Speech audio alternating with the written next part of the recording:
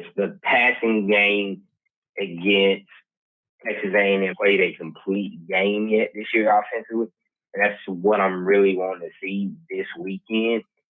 And I think Arkansas is the right team to kind of set that standard against. When you have the struggles that they have or with a 4-game losing streak, and so their confidence is kind of shot. They're a team that you really can take advantage of, in my opinion. Yeah, with Arkansas coming in, of course, it's going to be one of those where you're like, okay, are they going to throw the entire kitchen sink at you? And and probably so. So this will probably not be your orthodox game in terms of a team doing what they would normally do. They'll probably break all of their tendencies. They'll probably, have everything, all types of trick plays. It's an early game, so there's a lot of things that could go on that could cause a problem or a challenge, et cetera, for this Alabama Crimson Tide team. But for me, this team needs to come in, and I think Coach Saban. Let me see if I can read one of the things that he said on yesterday. X. Let me see if I can find that. There we go. Right here. All right, here we go. Ahead of Alabama's game Saturday, Coach Saban wanted to get a point across to his team. You get up every day. You're entitled to nothing, Saban said. Nobody owes you nothing. You could have talent, but if you don't have discipline, if you don't execute, you don't focus, you get nothing. If you're complacent and not paying attention to detail, what does that get you? Nothing. Nothing is acceptable but your best, Saban said. We need to be everything. Everything is, we need to be, everything is determined by what you do and you trying to be your best so that you can build on positive performance. That's the only thing. There should be nothing else but that for everybody. That's what we have to stay focused on. It's what we need to do. We got rain out today, so we had to go inside. We need to not accept anything but our best in terms of what we're doing for preparation. Do you read anything into that, X, that potentially this team had some issues? Maybe this team has been kind of chasing all year and been dogged all year, and then they finally were they getting some respect coming out of Texas A&M, and did they get complacent? Did they not show up to work the first couple of days of practice? And that was part of the reason I said, how can Bama create an edge? Is knowing that may be a possibility, and I said that before I knew Saban was going to have this rant. Yeah, you can definitely look into it as that, or just kind of overlooking Arkansas with Tennessee coming into town next week. You look at this game and it's like, you kind of list off everything I said. Arkansas was kind of down in the dumps. They lost 4 games in a row. They've been in some dog fights the last 2 weeks, and the confidence level off of beating Texas A&M when everybody was doubting you complacency, as you stated, especially with young men of this age, they feel like feeling that on top of the world feeling.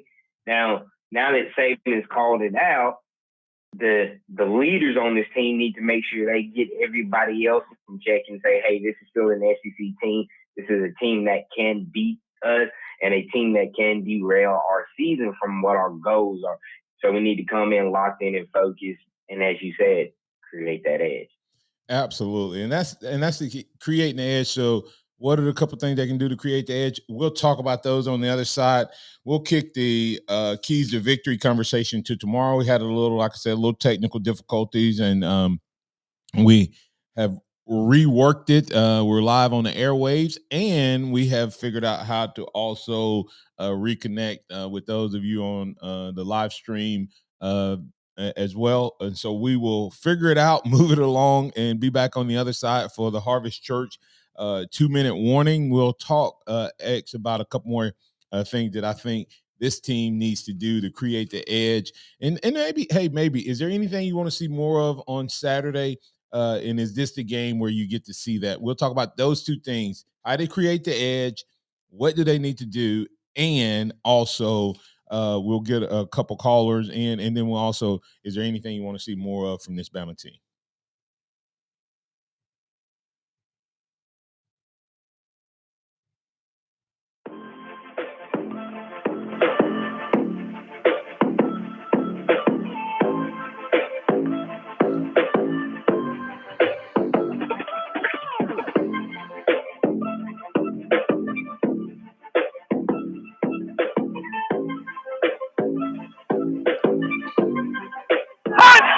Thank you for listening to the Mark.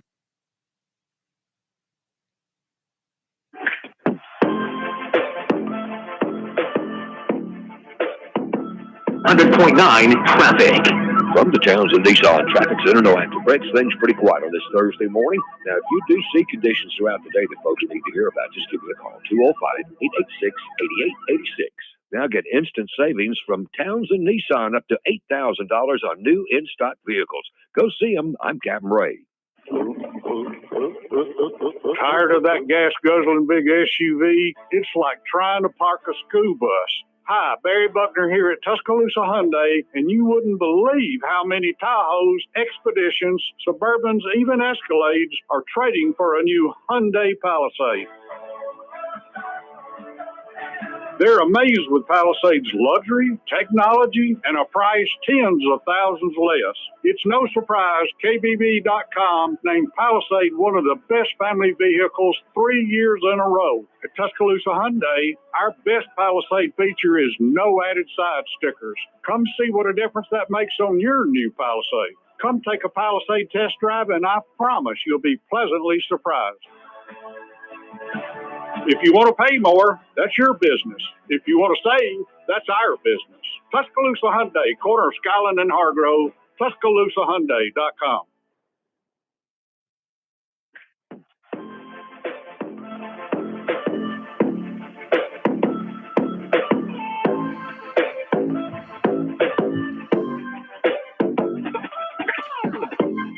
We're back in right now on your home for Alabama Sports with Martin and Xavier.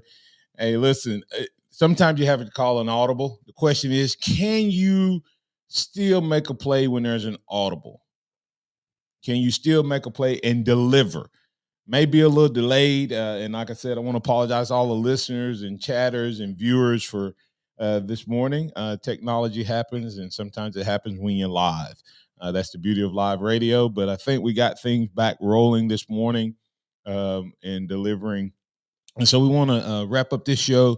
Promise you we'll be back tomorrow, and we'll try to make sure we have any additional bugs worked out as well.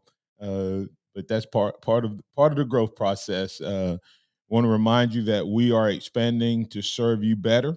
Talked to someone yesterday that was so excited that we've added the TBC 12:30 a.m. signal up. They said, "Hey man, would this give us a little bit more coverage?" I said, "Yes." So if you're out there and you can now hear us on 12:30 a.m. And you used to be outside of our listening area, give us a call sometimes, 205-342-9904, and let us know what's happening in your world. May not get to all the conversation, but we definitely going to get to Greg, because Greg called in yesterday and we weren't able to get him. So Greg, it's your show, and you can talk about your team, man. No, I just want to thank you guys. We listen to you every week up here in Locust Sport, and you're coming to Locust Sport Friday night for our ball game. You know how excited we are about y'all coming, and I just want to tell you how much I appreciate you having your faith shown throughout your life and through your show, and you're not ashamed. It means so much to me, and you're just a great guy, and we just love having you come to Locust Sport. Anything you need, you call me. I'm the Booster Club president, revenue commissioner up here. We'll take care of you. Hey, Greg, make sure that you come, that you connect with me, okay? I'm looking forward to it. I do a radio broadcast all the ball games for local sport, and I'll be at the press box. We'll be going to take care of it. We got a lot of things planned for you guys. All right. Well, hey guys, if you don't know Greg, the Friday Night Rivals, we're kind of the game day of high school football in high school, state Alabama, and we're going to be up in Locust Fort for the first time ever. First time ever going. So we're looking forward to that on tomorrow night. So, man, I cannot wait. Hey, anybody I need to be looking for specifically on tomorrow night? Well, I want you to watch our quarterback, Dino Embry. He's the leading all-purpose yards guy in 2A football, rushing, and also with passing. You know, if you combine them together, and he's in the top 5 rushing, top 5 passing. He's a great player. J.J. Boatwright's a great player. Those two guys are kind of leading us and landing key for the 3 main guys that you'll probably see. And then Southeastern has got a kid too. Cole Williams is a good kid to watch for. He's their running back. And the one key nugget is Southeastern used to be a part of local sport school. And about 10, 12 years ago, they separated when I was on the school board. And now that, so it's really a big rival, you know, because they used to be part of the school. And it's small communities. You grew up in Cherokee, didn't you? Yes, sir. Center, Alabama, Cherokee County. Yeah. You know, Brad Johnson, me and him was talking about you the other day. His daddy was your football coach, I believe. That's right. Brad and I. He lives up here. He's got a home in Locust Fork. Okay. Well, you make sure you tell him I said hello. He may come to the game. But I want you to know this, too. Locust Fork is leading the entire state of Alabama in all classifications on most points scored. So I'm hoping it's going to be a good ball game. Hopefully, you know, I'm a Hornet fan, so I hope we win. But we just want to thank you for coming. Well, for us to have y'all there. We're excited, Greg, and thank you so much. I appreciate that, and we're looking forward to it. Great job on this show. Yes, sir. And roll tide, Greg, and we love Jesus. Talk to you later, man. Hey, listen, thank you. We threw in a little free for all Friday on a Thursday. X, that's pretty neat. You know, that's what I love about doing this radio. There's so many stories and connections. Brad Johnson, ex-dad, was my high school coach. The other side of that, was Brad went to Auburn, and everybody thought that because Brad went to Auburn that I would go to Auburn.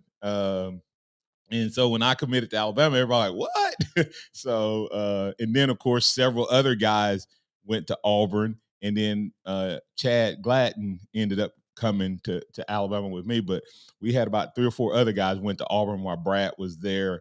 He started kind of a trend there. But anyway, but hey, listen, Friday Night Rivals, guys, My 68. You can also watch it on ABC 3340's Facebook page. Like I said, hey guys, thanks to all of the kind words that you guys said about us having some technical difficulties.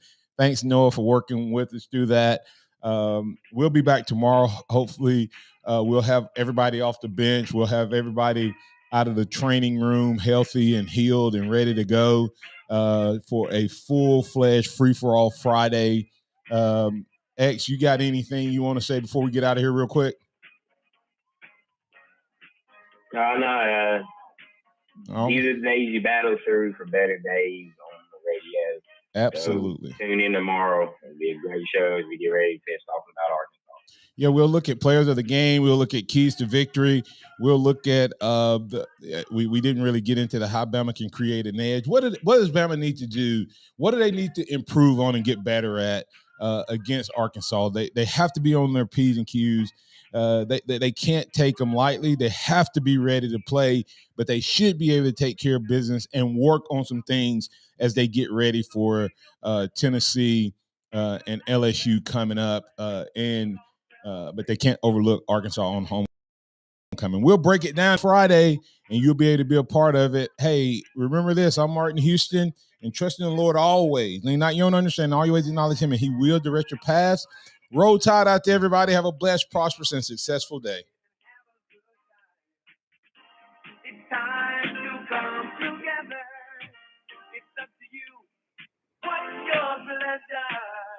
Thank you for listening to the Martin Houston Show on your home for Alabama sports, Tide 100.9, and streaming on the Tide 100.9 app. Ask Sherwin-Williams during the 4-day Super